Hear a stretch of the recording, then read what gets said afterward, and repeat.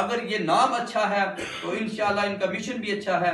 جو انہوں نے آگے ان مشن کے تحت جو انہوں نے شکیں لگائی دی ہیں ان میں سب سے پہلی یہ ہے کہ ان کے جو مقاصد ہیں غریب و نادار جو افراد ہیں ان کی مالی معاونت کی جائے گی.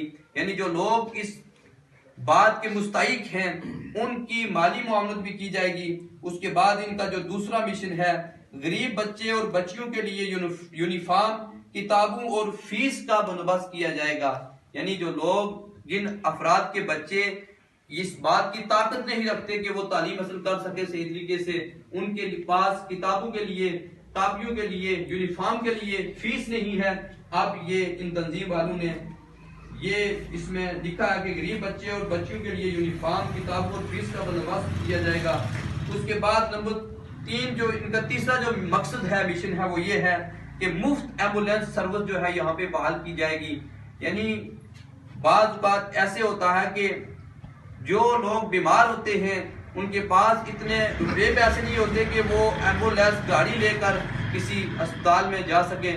تو یہ انہوں نے اس میں تیسرا جو ان کا مقصد ہے کہ یہاں پر فری ایمبولینس کا بندوبست کیا جائے گا.